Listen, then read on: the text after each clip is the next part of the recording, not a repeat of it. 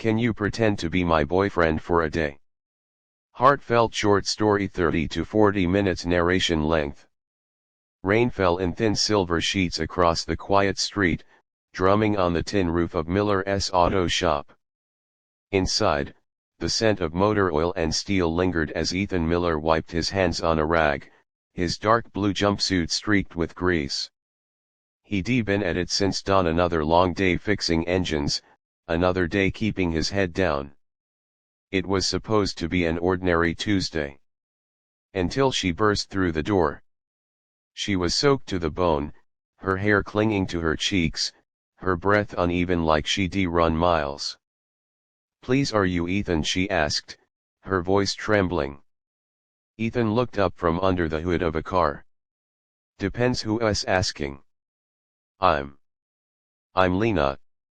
"I know this sounds crazy, but I need a huge favor." Her eyes darted toward the street where a black SUV had just pulled up. Two well-dressed men stepped out, their sharp suits and colder expressions cutting through the rain. Lena whispered urgently, "Can you pretend to be my boyfriend just for today?" Ethan blinked, unsure if he'd heard right. You want me to what?" "Please," she said again, desperation flickering in her eyes.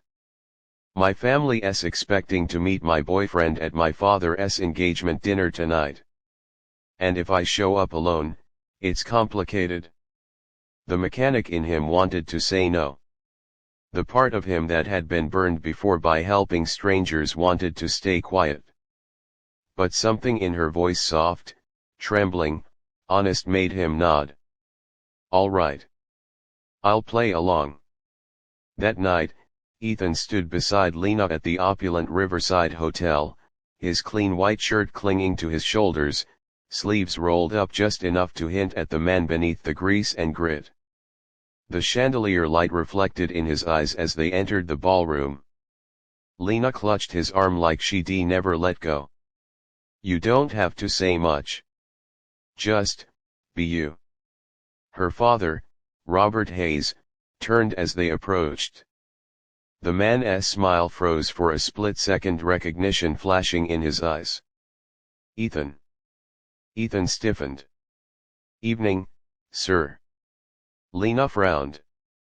"Wait, you two know each other?" Robert chuckled dryly.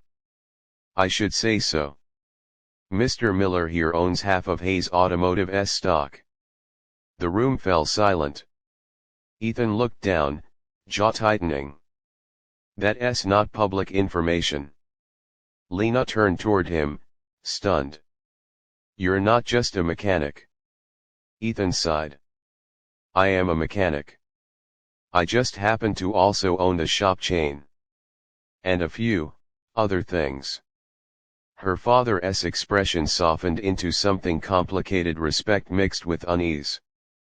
"You've been keeping your identity quiet." Ethan nodded. "I prefer to work with my hands. Money doesn't fix engines. People do." Lena looked at him, really looked for the first time that night.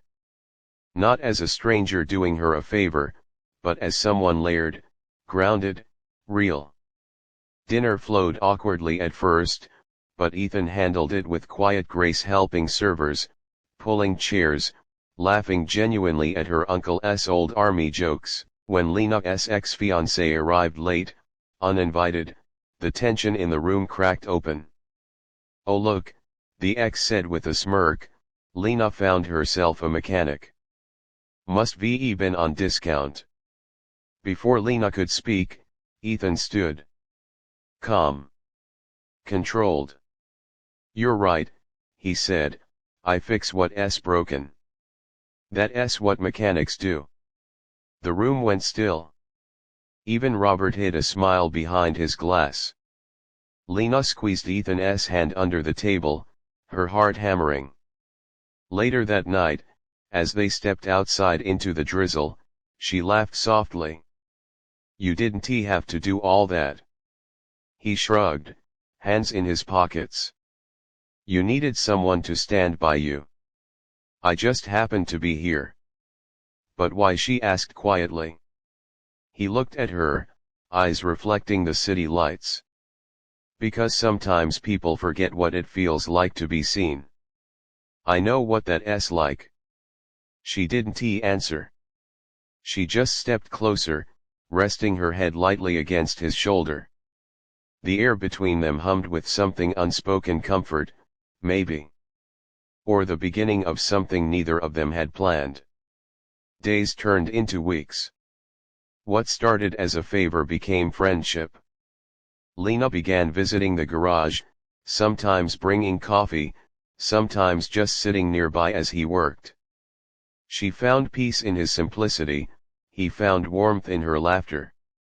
One evening, as the sun melted into the horizon, she stood beside him watching sparks dance from a welding torch.